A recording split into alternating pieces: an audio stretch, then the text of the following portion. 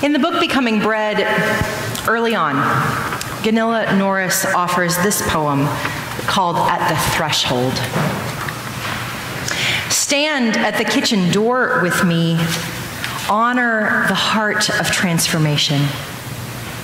Honor your own heart, where everything is always changing. It is the very same dwelling.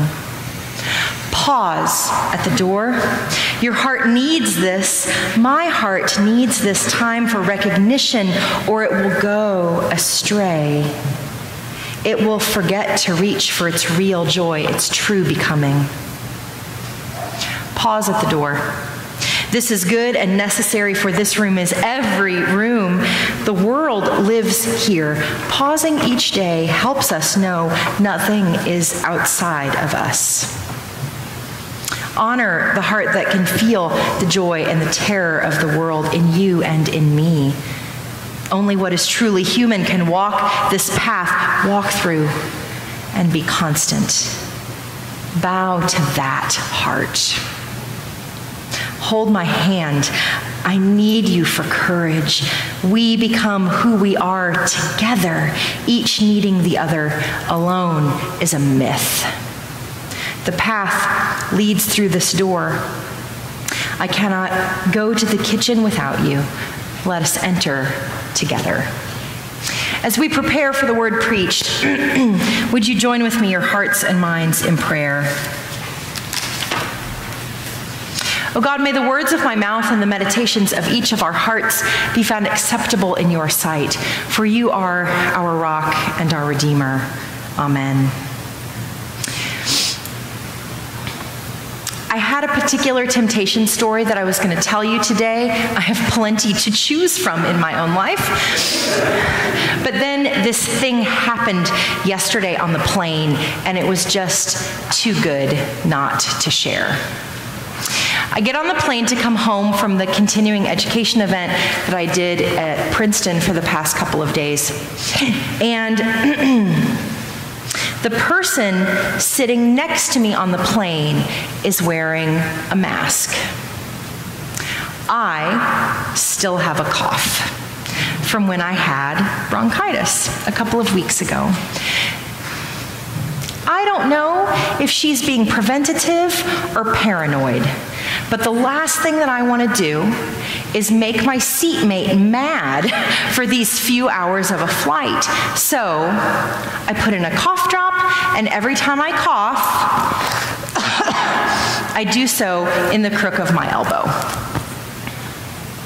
The first time I cough, while we're still waiting on the runway, we've not even left the gate yet, she's texting a friend. And like, we can still use Wi-Fi and whatever, and I don't look purposely, but out of my peripheral vision, because the font on her phone was like 32 point or something like that, I could see it. And so I cough. Oh. I see it. And over here she says, "Oh my God!" Exclamation point, exclamation point, exclamation point, exclamation point. The lady next to me is coughing.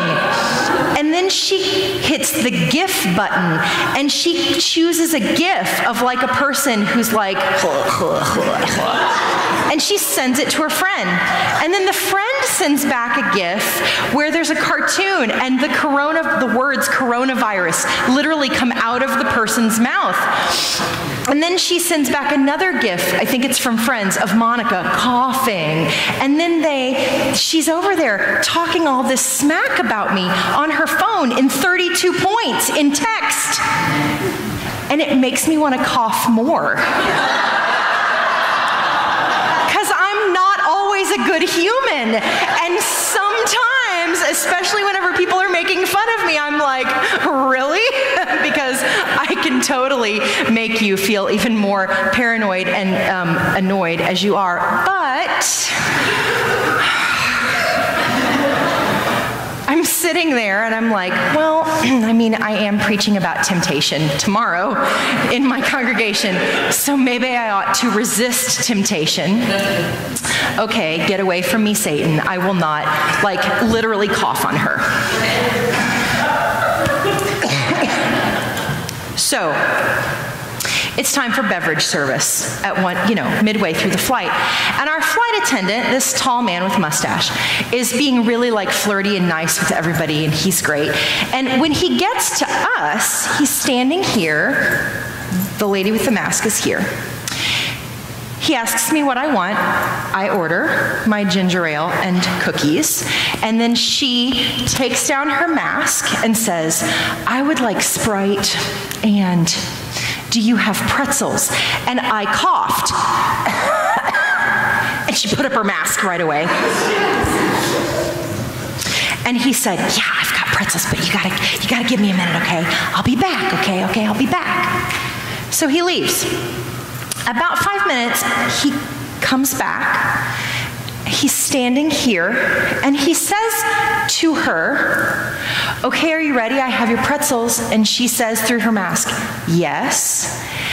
He takes his hand, opens it right in front of my face, and there are 2 pretzels sitting in his sweaty palm. And above her mask, her eyes go, and then she takes them out of his hand, and I cough again. And he's like, oh, I'm just kidding.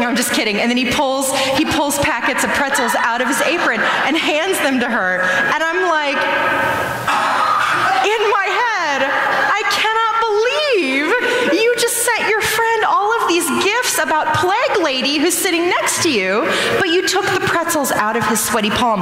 The flight attendant did not resist temptation. I did. This is the moral of the story. But here's the thing, right? Here's the thing. We have moments in our everyday lives when we stand in that threshold moment and we get to make a choice about what we're going to do, how we're going to act, how we're going to react, how we're going to respond to people. Every day. It happens at home with the people you live with. It happens at work. It happens at the grocery store. It happens in big ways whenever we go to vote, or we figure out how to invest our money, or we choose what ideologies we're going to follow in the world. Viktor E. Frankl, who's a psychologist and a Holocaust survivor, reminds us that between stimulus and response, there's a space. In that space is our power to choose our response. In our response lies our growth and our freedom. I'm going to read that again because what he's talking about are threshold moments. Between stimulus and response, there's a space. That's a threshold moment. And in that space, that threshold moment, is our power to choose our response. In our response lies our growth and our freedom. Jesus went out in the wilderness. We find ourselves in the wilderness often. And things happen to him. First, he gets really hungry. And suddenly, there's this stimulus and a response. He has to pause in that space to figure out what to do so that he doesn't act on his hunger. Do you see it in the text? He pauses and he answers, probably not so that the tempter knows what he's going to do, so that he knows what he's going to do. All right, I may be hungry, but in this threshold moment, I'm going to remind myself that one does not live by bread alone. And then he makes the choice. Next, he's taken up to this high point.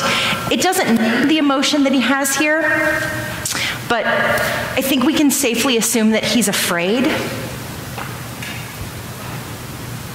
And there's a space. There's a threshold moment when he gets to make a choice. And friends, when we make choices based out of our fear, we always make the wrong choice. Always. So he pauses in that threshold moment and he says, again, not so that the tempter can hear, but so that he can remind himself. Again, it's written, don't put your Lord to the test. Oh, right, I don't need to be afraid. I don't need to test God in this moment. And then, this next one, it's tricky. Because what he's feeling, it's not one of the feelings that complicates our lives, at least on the surface. He's not hungry, he's not afraid. This last time, he's in awe of the possibility of what could be if he could just grab it. And when he's offered that chance, he pauses in that threshold moment.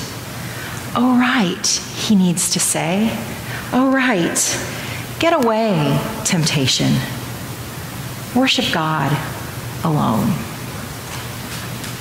Our lives are filled with threshold moments where we have all kinds of choices.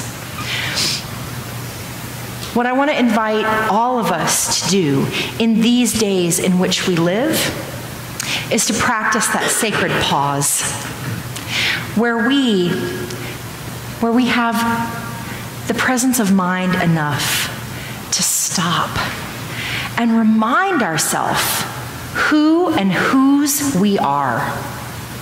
You are a child of God. And so when faced with all of these choices, stop and remind yourself that that's who you are, and then act accordingly. Pause at the door, Ganilla Norris says. Pause at the door. Why? Because your heart needs this. My heart needs this time for recognition, or it will go astray. It will forget to reach for its real joy, its true becoming. The world is filled with threshold moments. Your heart needs you to pause for recognition so that you can remember who and whose you are. In the face of fear, in the face of famine, and in the face of awe. Amen.